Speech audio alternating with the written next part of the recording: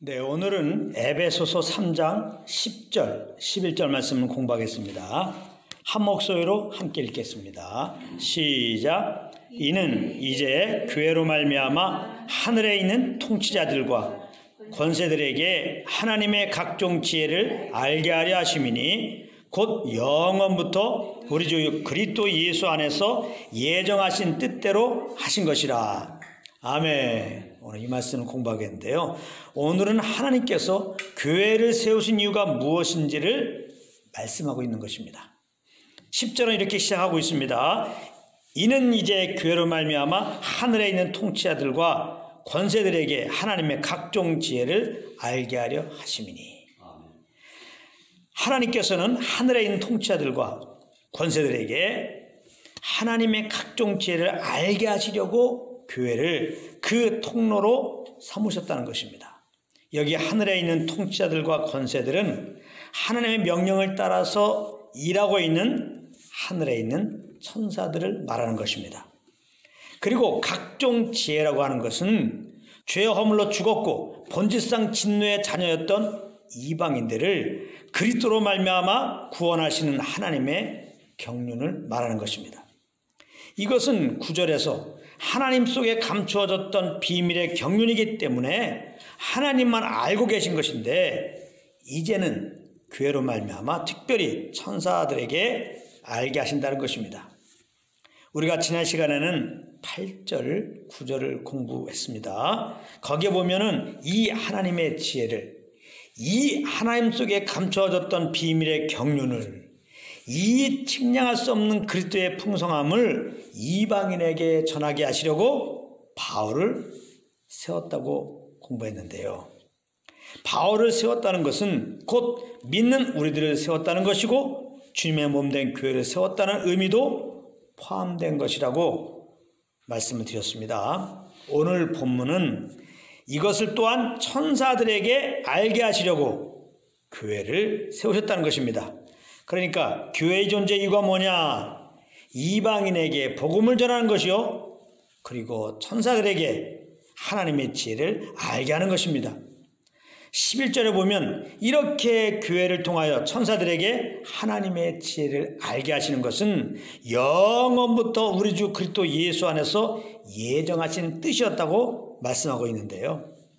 그렇다면 하나님은 왜 교회로 말미암아 이 하나님의 지혜를 천사들에게 알리게 하셨을까요? 베드로전서 1장 12절에 보면 천사들이 이 하나님의 지혜를 알기 원하고 있어서 그런 것임을 알 수 있습니다. 한번 제가 읽어보겠습니다. 베드로전서 1장 12절입니다. 이 섬긴 바가 자기를 위한 것이 아니요 너희를 위한 것임이 계시로 알게 되었으니 이것은 하늘로부터 보내신 성령을 힘입어 복음을 전하는 자들로 이제 너희에게 알린 것이요 천사들도 살펴보기를 원하는 것이니라 그랬어요. 천사들도 살펴보기를 원하는 것이니라. 여기 분명히 말씀하고 있죠. 마지막 부분에 천사들도 살펴보기를 원하는 것. 천사들이 살펴보기를 원하는 것은 뭐예요? 사도 바울이 계시로 받은 하나님의 지혜, 즉 복음을 말하는 것입니다. 그렇다면 천사들은 왜 이 하나님의 지혜를 살펴보려고 했을까요? 히브리서 1장 14절에 보면 모든 천사들은 섬기는 영으로서 구원받을 상속자들을 위하여 섬기라고 보내신 받은 존재라고 말씀하고 있습니다. 그러므로 천사들은 그 부르심 따라 구원받을 상속자들을 잘 섬기기 위해서 하나님의 지혜를 알기 원했던 것입니다. 그렇다면 교회가 하나님의 지혜를 천사들에게 어떻게 알리는 것일까요?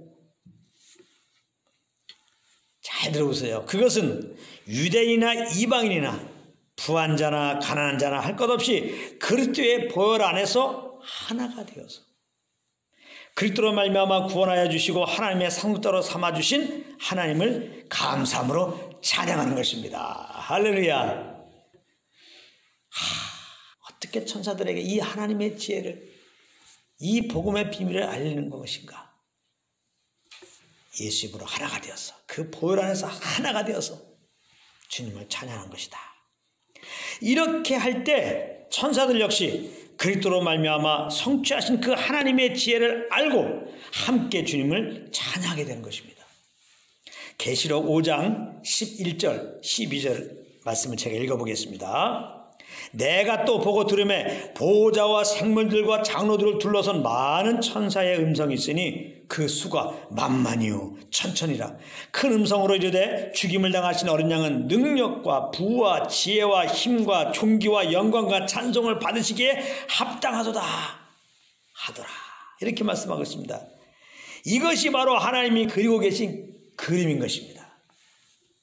주의 백성들이 천군 천사와 함께 우리를 구원하신 어린 대신 예수님을, 하나님을 높이는 것, 찬양하는 것, 하나님이 원하고 있는 그림인 것입니다. 그러므로 우리는 기억해야 합니다. 우리가 예수님으로 모여서 구원의 주님을 찬양할 때 우리 좌우에 천군 천사가 함께 찬양하고 있다는 사실을. 할렐루야. 외롭지 않지요? 우리가 주님을 찬양할 때마다 천군 천사가 함께 주님을 찬양하고 있다 이 말이에요. 그래서 교회 연합이 중요한 것입니다. 그런데 교회 연합을 깨는 것이 무엇입니까? 죄와 허물로 말미암아 죽었던 내가 그리스도로 말미암아 구원받은 것을 새까맣게 잊어버리는 것입니다. 그렇게 되면 뭐가 나타나요? 내 의가 나타납니다. 내 공로가 나타납니다. 내 야망이 나타나는 거예요. 그래서 서로 비교하면서 내가 잘났네, 네가 잘났네, 서로 잘난 척하면서 하나가 안 되는 것입니다. 그러므로 교회는 예수님으로 모일 때마다 항상 임재하셔서 말씀하시는 성령 음성의 귀를 기울여야 하는 것입니다. 그래서 성령의 조명으로 말미암아 예수 그리스도의 그 십자가의 은혜를 알아야 하는 것이죠. 그 은혜를 안다는 것은 예수님의 보혈이 아니었으면 나는 날아가는 존재는 죄와 허물로 죽어 마땅한 존재였음을 아는 거예요. 그러므로 성령의 조명으로 그리스도의 십자가의 은혜를 알게 되면 그 순간 유대인과 이방인 사이를 막고 있던 담이 허물어지는 것입니다. 율법을 받은 것이 별거 아니구나. 성경책을 많이 읽는 것이 그래서 또 자랑하고 있죠. 이런 건 별거 아닌 거구나.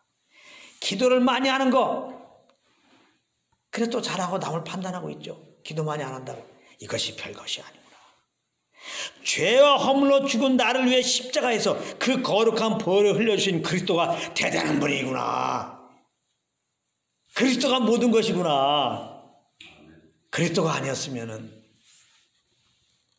나는 살지는 못했구나.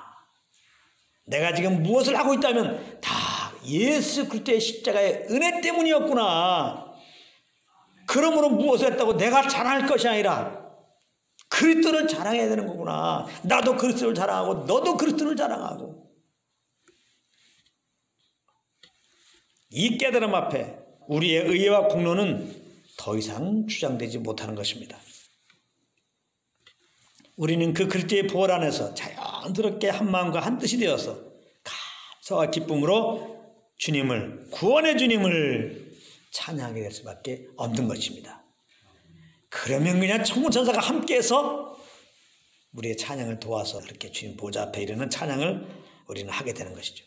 이런 은혜가 예수님으로 모일 때마다 우리 모임 가운데 풍성하게 넘치게 있기를 우리 주 예수 그리스도의 이름으로 축복합니다.